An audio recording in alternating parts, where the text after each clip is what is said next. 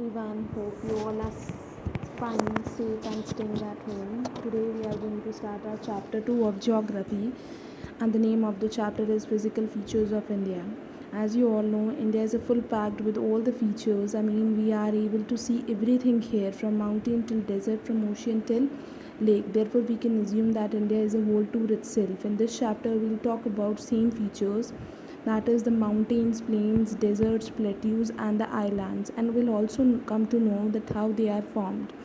So with no ado, let's begin.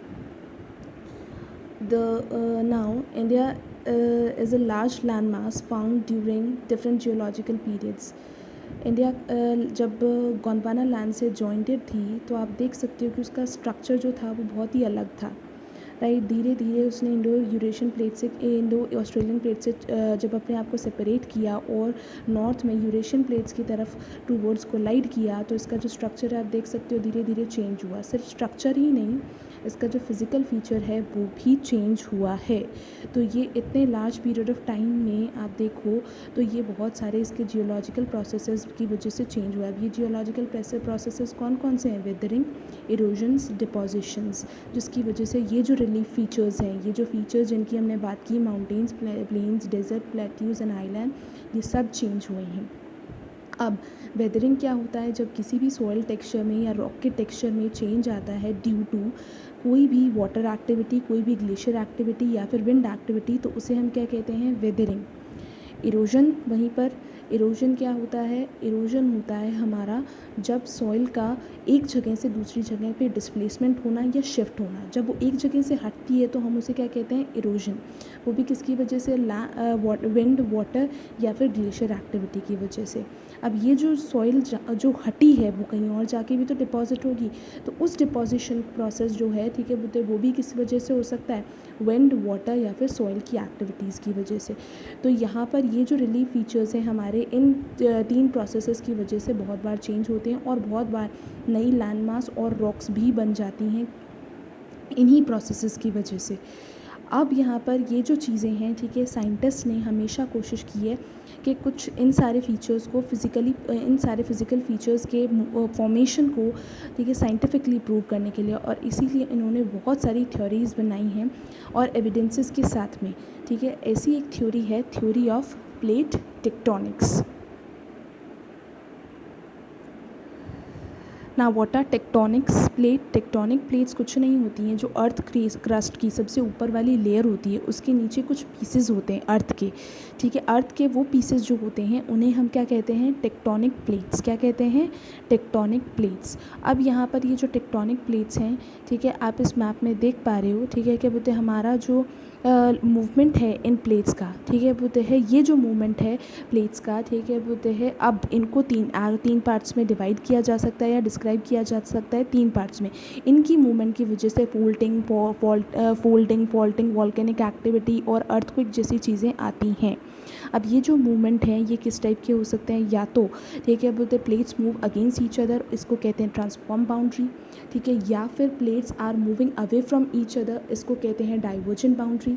और एक होता है plates move close to each other, plates move close to each other, इसे कहते हैं हम कन्वर्जेंट बाउंड्री. कन्वर्जेंट बाउंड्री पर सबसे ज़्यादा माउंटेन्स बनती हैं और हमारे जो हिमालयाज़ हैं वो भी कन्वर्जेंट बाउंड्रीज़ पर ही बने हैं. किस पर बने हैं? कन्वर्जेंट बाउंड्रीज़ पर ही बने हैं. तो ये जो मूवमेंट्स हैं इनकी वजह से क्या होता है? ये जो मूवमेंट्स हैं हमारे कॉन्टिनेंट्स के लैंड मास में बहुत चेंजेस लाते हैं. ये लैंड मास जो होते हैं ये क्या होते हैं? टूटते हैं और इनके स्ट्रक्चर्स में चेंज आता है इन्हीं मूवमेंट्स की वजह से. अब यहाँ पर हम बात करेंगे गोंडवाना लैंड. गोंडवाना लैंड जो है वो सबसे पुरानी लैंड मास है.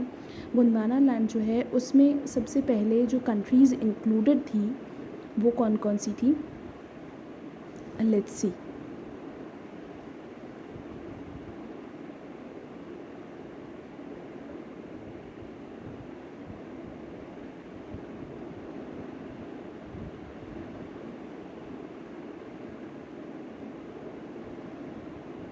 India, south America, Africa, Antarctica, Australia and Arabia.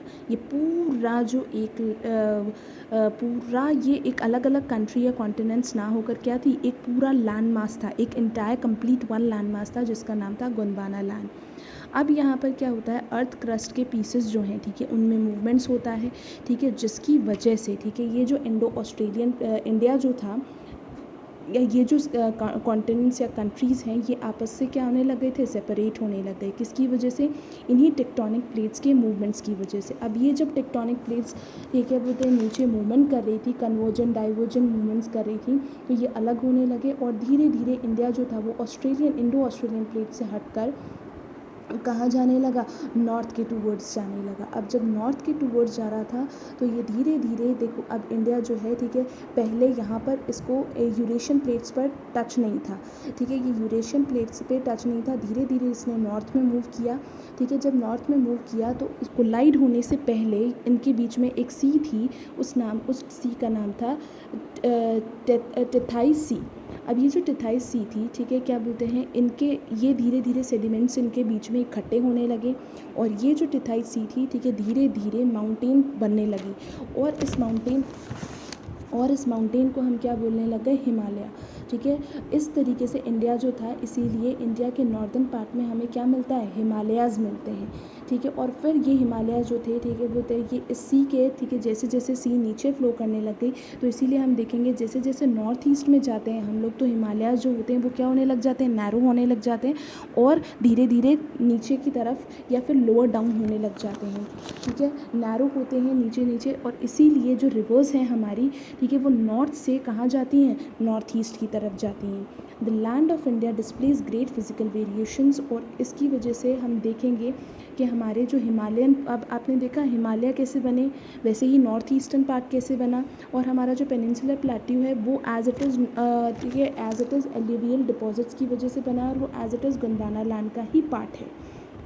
Himalayan mountains जो हैं वो अनस्टेबल जोन मानी जाती हैं। क्यों मानी जाती है, क्योंकि ये अभी अभी रीसेंट टाइम्स में ही बनी है, इसको बनने में अभी इतना टाइम नहीं हुआ है। इसीलिए बहुत बार ऐसा होता है कि जब टेक्टोनिक प्लेट्स नीचे मूव करती हैं तो सबसे ज़्यादा जो खतरा होता है या सबसे ज़्यादा जो डेंजरस चीज़ है, ठीक है, वो किसके लिए होती है, हिमालयाज़ के लिए होती है, क्योंकि अभी वो रिसेंटली ही बनी है। नॉर्दर्न प्लेन्स जो हैं, ठीक है, क्या बोलते हैं, हिमालयाज़ जो हैं, ये सारे जो हैं ये अभी रिसेंटली बने हैं और इनकी वजह से अर्थक्वेक प्रोन एरियाज़ भी। तो ये जो हिमालयन माउंटेन्स हैं हमारी, ठीक है, ये इसका जो टोटल डिस्टेंस है वो 2400 किलोमीटर है। ये जम्मू कश्मीर से अरुणाचल प्रदेश तक हैं। इनका जो लेंथ मैंने आपको बताया 2400 किलोमीटर, विड्थ जो है वो 400 किलोमीटर है फ्रॉम कश्मीर, और ठीक है अरुणाचल प्रदेश तक जाते जाते ये नैरो हो जाती हैं और इसलिए इनकी जो विड्थ है वो 150 किलोमीटर हो जाती है 400 से। इसके बाद में हिमालयाज़ जो हैं 3 पैरेलल, ठीक है, क्या बोलते हैं, इनके रेंजेस हैं या फिर 3 पैरेलल लेयर्स हैं, great Himalayas, middle Himalayas and Shivalik Himalayas ranges. अब यहाँ पर जो इनर हिमालयाज़ हैं उन्हें हम हिमाद्री कहते हैं, या ग्रेट हिमालयाज़ जो हैं उन्हें हम हिमाद्री कहते हैं।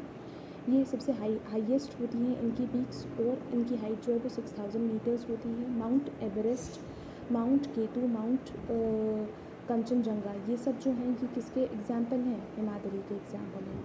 अब इनकी जो ये जो हिमालयाज़ हैं, ठीक है, इनकी जो इनर पार्ट है वो ग्रेनाइट से बना हुआ है।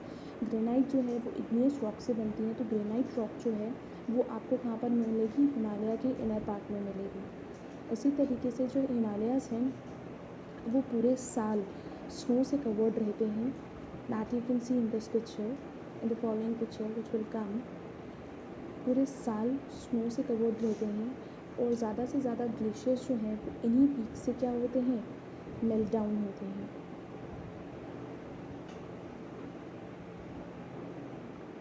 You can see in this picture, whole year they are covered with the snow, and most of the glaciers which convert into river originate from here. Now the ranges lying to the south of the Himadris are called Himachal or the Lesser Himalayas. The height of these valleys is 3700 to 4500 kilometer. That means they are less heightened in comparison to the Himadris, and their width is 50 kilometer. You can see in this map Pir Panchal range, Mahabharat range, and all the scenic and beautiful hill stations, Kulu Valley, Kangar Valley, all these come in this range. That is the Lesser Himalayas or the Himachals. Now the Shivaliks, the outermost range of the Himalaya is called the Shivaliks. The Shivaliks are least heightened and they are made up of the alluvial soil. Their height is 900 to 11,000 meters. As I told you, reverse जब नीचे flow down करती हैं तो धीरे धीरे sediments इकट्ठे होना start होते हैं, और ये सेडिमेंट्स जब इकट्ठे होते हैं तो यहाँ पर क्या होता है, ये लैंड जो होती हैं वो फर्टाइल होने लग जाती है. इसीलिए शिवालिक्स में हमको कौन सी सॉइल मिलती है, कोई रॉक ना मिलकर क्या मिलती है, एल्यूवियल सॉइल्स मिलती हैं. क्यों? क्योंकि ऊपर से जब ये फ्लो करती हुई नीचे आती हैं तो ये जो रिवर्स रेस्ट करते वक्त सेडिमेंट्स यहाँ पर छोड़ जाती हैं, और इसीलिए यहाँ पर ग्रेवल और एल्यूवियम जैसी सॉइल मिलेगी. यहाँ पर आपको dunes, Himalaya is also dunes मिलते हैं, जिनको पातली ड्यून, पोतली ड्यून, देहरादून इसके एग्जाम्पल हैं. तो यहाँ पर आपको क्या मिलेंगे, ड्यून्स मिलेंगे. क्या मिलेंगे, ड्यून्स मिलेंगे. एग्जाम्पल मैंने बताया आपको, देहरादून, पोतली ड्यून. तो इस तरीके से पैरेलली हमने देखा कि हिमालय जो हैं वो inner Himalayas, lower Himalayas, Himachal, Himadri and Shivalik ranges में डिवाइडेड है. इसी तरीके से रीजनली भी हमारे जो हिमालयाज़ हैं वो डिवाइडेड हैं वेस्ट टू ईस्ट में. सबसे पहले हमारे आते हैं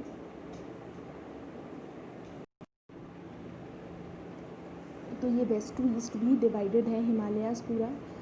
एक्सट्रीम वेस्ट रीजन को कहते हैं पंजाब हिमालयाज़. इंडस और सतलज रिवर के बीच में आते हैं ये. फिर आते हैं हमारे जो इसको कश्मीर एंड हिमाचल हिमालयाज़ भी कहते हैं. इसके बाद में आपके आते हैं हिमालयाज़ जो कि सतलज और काले रिवर के बीच में होते हैं. ये रीजन जो है इसको कुमाऊँ हिमालयाज़ कहते हैं और सेंट्रल रीजन में मिलेगा ये आपको. देन आता है नेपाल हिमालयाज़ जो कि काली एंड तिस्ता रिवर के बीच में है. नेपाल हिमालयाज़ किसके बीच में है, काली एंड तिस्ता रिवर के बीच में. और Kumaon Himalayas Sutlej and Kali river के बीच में. The same way extreme east region में असम हिमालयाज़ मिलेंगे जो तिस्ता एंड दिहांग रिवर में है. ये इतना इम्पॉर्टेंट पार्ट नहीं होता है as compare to the above longitudinal Himalayas. After Arunachal Pradesh Himalaya जो है सडनली क्या होने लग जाते हैं, हिमालयाज़ बेंड शार्पली और ड्रास्टिकली और sudden gradually they fold down and this region is called the Purvanchal range. Patkai hills, Naga hill जो हिल्स हैं, ये जो रीजन्स हैं, ठीक है, इनको हम क्या कहते हैं, पूर्वांचल रेंज कहते हैं. ये बहुत ही मार्शी लैंड्स होते हैं और सेडिमेंट्री रॉक्स यहाँ पे मिलते हैं, और डार्क फॉरेस्ट जो होते हैं यहाँ पर आपको मिलेंगे, कवर्ड विद डेंस फॉरेस्ट. ठीक है, और इसी यहाँ पर पूर्वांचल जो है, पूर्वांचल रेंजेस जो हैं ये अरुणाचल प्रदेश की नैरो होने का इंडिकेशन करती हैं. पूर्वांचल रेंजेस जो हैं comprise as I told you Patkai hills, Naga hills, Manipur hills. The northern plains are formed by the three major river systems named the Indus, the Ganga and the Brahmaputra along with their tributaries.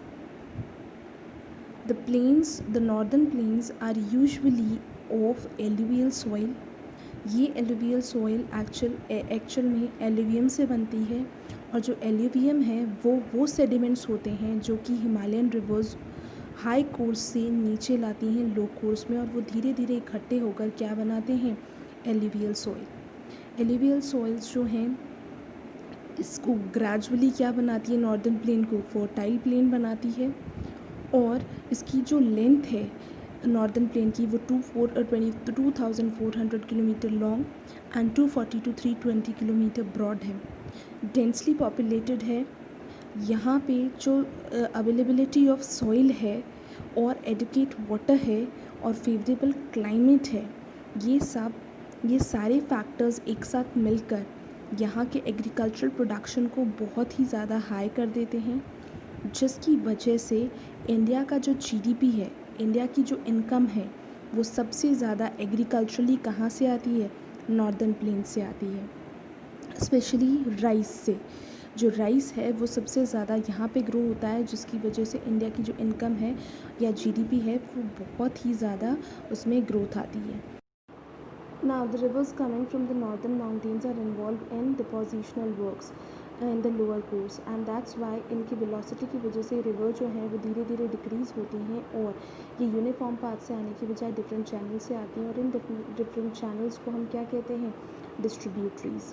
अब यहाँ पर जो northern plains है वो three sections में divided है। पहले जो एक्सट्रीम वेस्टर्न पार्ट है नॉर्दर्न प्लेन्स का, उन्हें हम कहते हैं पंजाब प्लेन्स। ये जो पंजाब प्लेन है ये ऑब्वियसली कौन सी रिवर से बना है? इंडस रिवर से बना है, और मोस्टली इसका जो पार्ट है वो पाकिस्तान में लाई करता है। Then is the Ganga plain. Ganga plain जो है वो घाघर और तीसरा रिवर के बीच में है।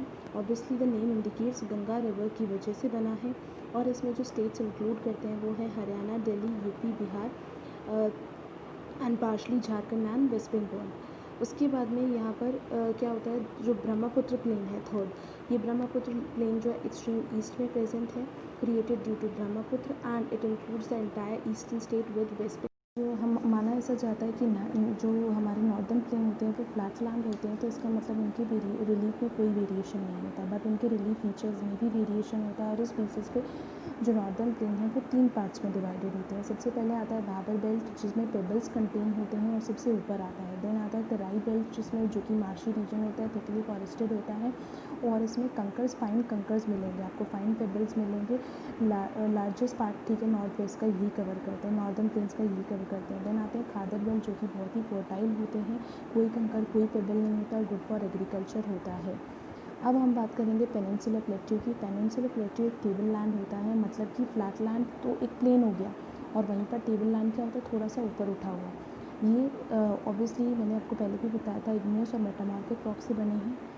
ये हमारी जो गोंडवाना लैंड है, जब वो सेपरेट हुई थी तो डायरेक्टली तभी से हमारे इंडिया में वो चला आ रहा है, ये लैंडमास तब से चली आ रही है। ये जो प्लेट्यूज़ हैं वो 2 ब्रॉड डिवीजन्स में डिवाइडेड हैं। पहले आता है सेंट्रल हाईलैंड और डेक्कन प्लेट्यू। नर्मदा रिवर के बीच में ये नॉर्थ में सेंट्रल हाईलैंड पड़ता है, और साउथ में डेक्कन प्लेट्यू पड़ता है। अब यहाँ पर सेंट्रल हाईलैंड भी फिर 2 पार्ट्स में डिवाइडेड है। पहले है मालवा लार्जर, और ठीक है क्या बोलते हैं, part in comparison to the Chota Nagpur plateau. तो मतलब कि हमारी जो सेंट्रल हाईलैंड है वो 2 पार्ट्स में डिवाइड है। पहले होता है मालवा और दूसरा है छोटा नागपुर, और मालवा जो लार्जर पार्ट है, इसीलिए ज़्यादा से ज़्यादा जो हमारा सेंट्रल हाईलैंड है वो मालवा पार्ट कवर करता है। इसमें विंध्या रेंजेस आपको साउथ में मिलेंगी और अरावली रेंजेस नॉर्थ वेस्ट में मिलेंगी। इसके यहाँ पे ये ड्रेन किया जाता है by the Chambal Singh and Betwa river. वहीं पे छोटा Nagpur is drain by the Damodar river. अब बात करते हैं हम डेक्कन प्लेट्यू। मैंने जैसे कि आपको बताया ये नर्मदा के साउथ में पड़ता है, और ये सतपुरा रेंजेस, ठीक है, जो हैं वो नॉर्थ में सतपुरा रेंजेस जो हैं, ठीक है, वो इसमें प्रेजेंट होती हैं। वहीं पर Mahadev, Kaimur hills and Maikal ranges, ये सब आपको ईस्टर्न एक्सटेंशन में मिलेंगी। किसके ईस्टर्न एक्सटेंशन में? डेक्कन प्लेट्यू के। डेक्कन प्लेट्यू जो है वो वेस्टर्न साइड में ज़्यादा हायर होता है in comparison to east side. इसके बाद में हम यहाँ पर बात करेंगे कि ये 3 prominent hill ranges from the west to east are Garo, the Khasi and the Jaintia. Talking about the Western Ghat and the Eastern Ghat. Western Ghat and Eastern are on the western edges, ठीक है, and the Eastern Ghat are on the eastern edges. Western Ghat are higher than the Eastern Ghats. The Eastern Ghat stretches from Mahanadi Valley to the Nilgiris in the south. Now Eastern Ghats जो होते हैं वो discontinuous होते हैं और irregular होते हैं। Then जो वेस्टर्न घाट्स हैं, ठीक है, वो होते हैं वेस्टर्न घाट्स जो हैं as I told you higher होते हैं ईस्टर्न घाट से, और ये क्या करते हैं? वेस्ट डेक्कन प्लेट्यू के वेस्ट में लाई करते हैं, और ये कंटिन्यूस होते हैं और parallel to the western coast होते हैं। हाईएस्ट पीक जो है हमारे वेस्टर्न घाट का वो है मुदी एंड द डोडा बेटा, महेंद्र गिरी एट्सेट्रा। अब यहाँ पर जो डेक्कन प्लेट्यू का एक स्पेशल फीचर है वो ये है कि यहाँ पर ब्लैक सॉइल एरिया मिलता है, जिसको हम डेक्कन ट्रैप कहते हैं। ये वॉल्केनिक ओरिजिन माना जाता है और ये इग्नियस रॉक से ये ठीक है बना है, और इग्नियस रॉक से बना धीरे धीरे टुकड़ों में टूटते टूटते रिवर्स की वजह से ये क्या बन गई है, ये कन्वर्ट हो गई इग्नियस रॉक ब्लैक सॉइल में। तो इसी तरीके से अब हम बात करेंगे इंडियन डेजर्ट्स की। इंडियन डेजर्ट जो है वेस्टर्न मार्जिन्स में अरावली हिल्स के वेस्टर्न मार्जिन्स में पड़ता है। यहाँ पर सैंडी प्लेन्स और सैंडी ड्यून्स मिलेंगे आपको। 150 mm से कम इनकी रेनफॉल होती है पर ईयर। एरिड क्लाइमेट होता है, इसीलिए यहाँ पर वेजिटेशन भी क्या रहती है, लो ही रहती है। अब यहाँ पर रेनी सीजन्स बहुत ही कम टाइम के लिए आता है और बहुत ही जल्दी यहाँ से डिसअपेयर हो जाता है, और इसीलिए यहाँ जो वाटर है, वाटर स्कार्सिटी हमेशा रहती है। यहाँ पर सिर्फ एक ही रिवर है, उसका नाम है ल्यूनी। यहाँ पर आपको ड्यून्स जो हैं ठीक है वो मिलेंगे, टिले जिनको बोलते हैं, यहाँ पर टिले ज़्यादा से ज़्यादा मिलते हैं और ये ज़्यादा से ज़्यादा इंडो पाकिस्तान बाउंड्री। अब हम बात करेंगे कोस्टल प्लेन्स की। पेनिनसुलर प्लेट्यू में आपको एक नैरो कोस्टल स्ट्रिप मिलेगी, ठीक है। वो दो पार्ट्स में डिवाइडेड होती है, एक होता है वेस्टर्न कोस्टल प्लेन और एक होता है ईस्टर्न कोस्टल प्लेन। वेस्टर्न घाट और अरेबियन सी के बीच में जो नैरो प्लेन मिलती है उसे हम बोलते हैं western coastal plain. Western coastal plain का जो नॉर्दर्न पार्ट है वो कोंकण, उसे कोंकण कहते हैं, वो मुंबई और गोवा के बीच में है। देन सेंट्रल पार्ट जो है उसे कन्नड़ प्लेन कहते हैं, और जो साउदर्न पार्ट है उसे हम कहते हैं मालाबार कोस्ट। तो इस तरीके से जो वेस्टर्न कोस्टल प्लेन है वो 3 पार्ट्स में डिवाइडेड है। सेम तरीके से जो ईस्टर्न कोस्टल प्लेन है वो ईस्टर्न घाट और बे ऑफ बंगाल के बीच में आता है। जो नैरो प्लेन है उसे हम क्या कहते हैं, eastern coastal plain. Eastern coastal plain का जो नॉर्दर्न पार्ट है वो नॉर्दर्न सरकार बोलते हैं उसको, और जो साउदर्न पार्ट है उसे कोरोमंडल कोस्ट बोलते हैं। यहाँ पर लार्ज रिवर्स जैसे कि महानदी, गोदावरी, कृष्णा, कावेरी, बहुत सारे डेल्टास डेल्टास जो हैं ठीक है वो इस कोस्ट पे आपको मिल जाएंगे। अब बात करते हैं हम आइलैंड्स की। आइलैंड्स जो होते हैं ठीक है वो क्या करते हैं, एक छोटा सा लैंड पार्ट होता है जो चारों तरफ से रिवर्स के बीच में कवर्ड अप होता है। तो इस तरीके से हमारे यहाँ पर जो 2 मेन आइलैंड ग्रुप्स हैं वो हैं हमारे Lakshadweep island group which lies closer to the Malabar coast of Kerala. ये जो ग्रुप ऑफ आइलैंड है इसके अंदर स्मॉल कोरल आइलैंड्स मिलेंगे आपको। अर्लियर इसको मिनिकॉय और एमिन डाइव कहा जाता था। 1973 में इसको लक्षद्वीप नाम दे दिया गया। ये स्मॉल एरिया कवर करता है, कवरत्ती आइलैंड भी इसी के अंदर आता है, और ये इसका हेडक्वार्टर है लक्षद्वीप का। सेम तरीके से जो बे ऑफ बंगाल है ठीक है वो तो यहाँ पर जो बे ऑफ बंगाल है वहाँ पर आपको उसके नीचे आपको अंडमान निकोबार आइलैंड मिलेगा in the south. These area, it is also believed that these islands contain the submarine mountains. It has great diversity of flora and fauna. These islands lie closer to the equator and that's why इनका equatorial climate होता है।